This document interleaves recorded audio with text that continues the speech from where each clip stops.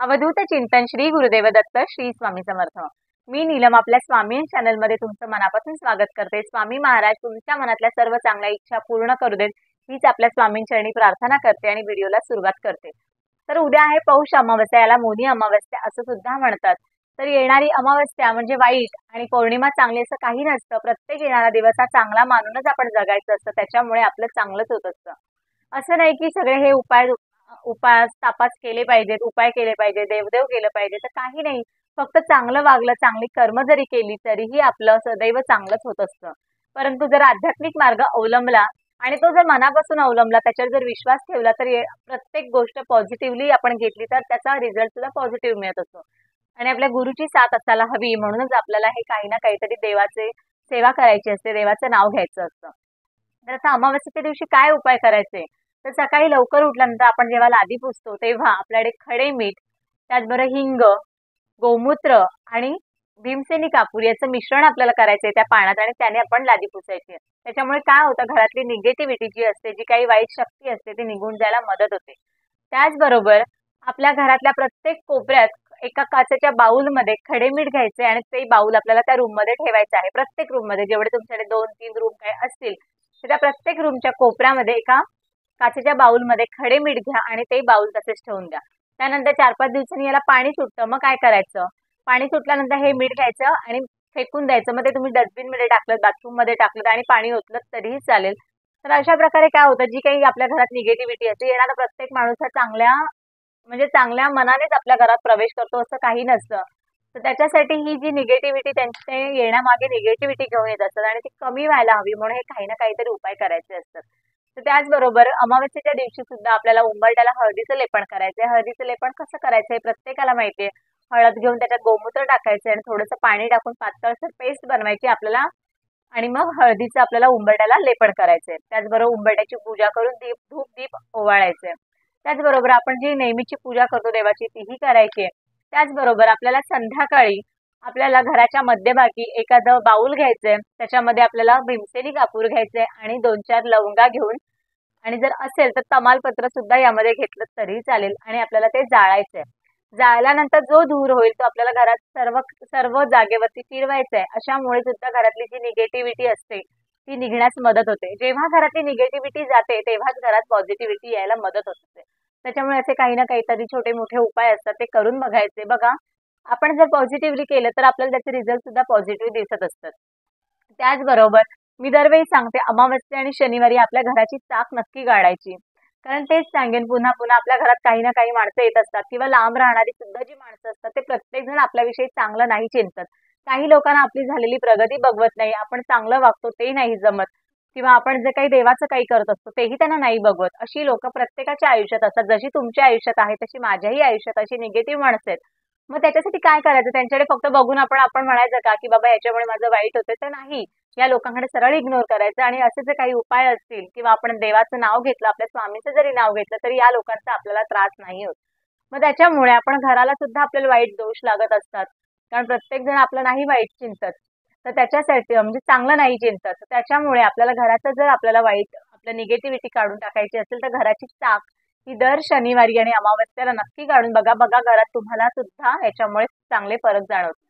तर चाक कशी काढायची, आपल्या एका घराच्या कोपऱ्यापासून सुरुवात करायची। आपल्या डाव्या हातात आपल्याला पिवळी मोहरी घ्यायची। पिवळी मोहरी कुठेही आपल्या देवाचं जिथे सामान मिळतं त्यांच्याकडे मिळते। पिवळी मोहरी आणि खडे मीठ घ्यायचंय डाव्या हातात आणि आपल्या एका घरापासून आपल्याला ते मीठ घेऊन पूर्ण फिरवत, म्हणजे आपण जसं फिरवतो लहान मुलांची जशी आपण चाक काढतो तसं आपल्याला हात पूर्ण फिरवत आपल्या घराच्या एका कोपऱ्यापासून पूर्ण घराच्या जेवढ्या रूम असेल तसं ते आपल्याला घेऊन फिरायचंय आणि एक फेरी पूर्ण ज्या ठिकाणी होईल तिथे आपली ही चाक पूर्ण होते। मग हे काय करायचं, तर आपल्याला जी पिवळी मोहरी आणि खडे मीठ आहे ते आपण बाथरूम मध्ये टाकायचं आणि मग पाणी ओतायचं।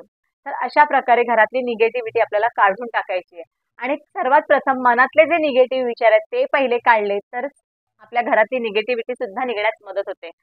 त्याचबरोबर आपल्याला सकाळ संध्याकाळ आपला बाकी दिवस जर नसेल जमत तर किमान अमावस्येच्या दिवशी तरी घरात रामरक्षा, हनुमान चालीसा याचं पठण अवश्य करा किंवा मग मोबाईलवर म्हणजे टीव्हीवरती शांत आवाजात याचं कानावर जरी येईल अशा आवाजात जरी लावलं तरीही चालेल। परंतु मी तर रोजच म्हणेन सकाळ संध्याकाळ आपल्या घरात रामरक्षा आणि हनुमान चालीसाचं पठण किंवा कानावर येईल इतक्यात आवाजात तरी त्याचं म्हणजे लावलं पाहिजे. त्याच्यामुळे काय होतं ना, सगळ्यात प्रभावी सेवा आहे, सगळ्यात प्रभावी मंत्र म्हणजे आपला हनुमान चालीसा. याच्यामुळे घरातली जी काही वाईट शक्ती असते, करणी बाधा जर काही तुमच्या घरावर होत असेल तर ते निघून जायला मदत होते किंवा आपल्या घरापर्यंत वाईट शक्ती येत नाही.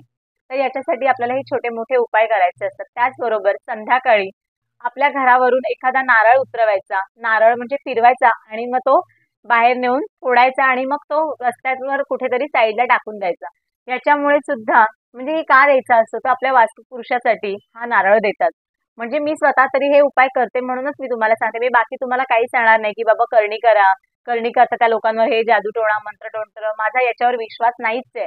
परंतु निगेटिव्हिटी घरात येते ह्यावर माझा पूर्ण विश्वास आहे आणि म्हणूनच मी उपाय काही ना काहीतरी करत असते. त्याच्यामुळे मी तुम्हाला हे करा ते करा, हे नाही केलं तर असं वाईट होईल, असं नाही केलं तर लक्ष्मी निघून जाईल, मी अशा प्रकारचे व्हिडिओ कधीच माझ्या चॅनलवर अपलोड करत नाही आणि मी करणारही नाही. कारण माझा या गोष्टीवर विश्वास नाही की काहीतरी कोणतरी लोक करणी मंत्र करतं किंवा ही जर सेवा केली, हे स्तोत्र म्हणलं तर म्हणजे अशा प्रकारचे टायटल्स मी वाचत असते व्हिडिओमध्ये की अशा प्रकारचे तुम्ही तंत्रमंत्र म्हणजे अशा प्रकारे तुम्ही सेवा करा, लक्ष्मी तुमच्या घरी पाणी भरेल किंवा असं जर करू नका, आयुष्यात ही चूक करू नका, तुमच्या घरातून लक्ष्मी निघून जाईल, देवाचा कोप होईल. तर असं काही नसतं.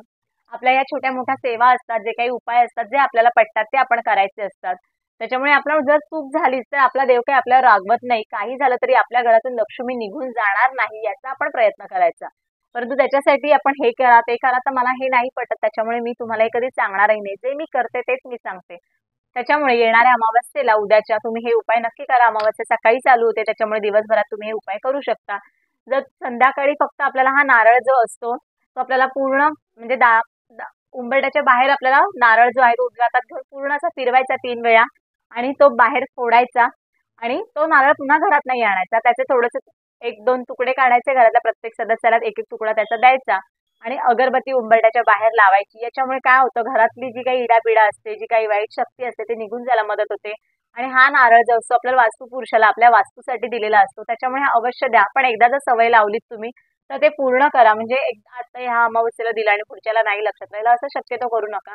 जर तुम्हाला जमणारच असेल पूर्ण तरच ही म्हणजे ज्या या काही आहेत म्हणजे हा नारळ द्यायची जी काही प्रथा आहे ती चालू करा, जर तुम्हाला कायम जमणार असेल तर.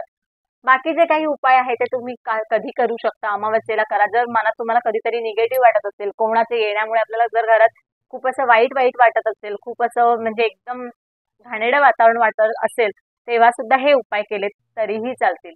तर अशा प्रकारे एवढंच फक्त व्हिडिओमधून सांगायचं होतं. तर तुम्ही सुद्धा हे करून बघा. बघा तुमच्या आयुष्यात नक्की फरक पडेल. घरात मेन फरक पडतो. खूप छान वाटतं. आणि बाकी काय आपल्याला चांगली कर्म करतच राहायचंय. जरी कोणी आपल्याविषयी वाईट विचार केला तरी आपण त्यांच्याकडे इग्नोर करायचं आणि आपल्याला आपलं चांगलं कर्म करायचंच आहे. आपल्याला आपल्या फक्त स्वामींचं नाव घ्यायचंय. हे जर काहीच नाही जमलं तर फक्त स्वामींचं नाव घ्या, बस झालं. त्याच्यामुळे सुद्धा बरेचसे प्रॉब्लेम सॉल्व्ह होतात, हे प्रत्येकाला माहिती आहे. तर व्हिडिओ इथेच थांबवते. व्हिडिओ आवडला असेल तर व्हिडिओला लाईक करा, शेअर करा, कमेंट करा. चॅनलवर जर नवीन असाल तर चॅनलला सबस्क्राईब करा. भेटूया पुन्हा अशाच एका छानशा छोट्याशा विषयावरती. तोपर्यंत धन्यवाद. श्री स्वामी समर्थ.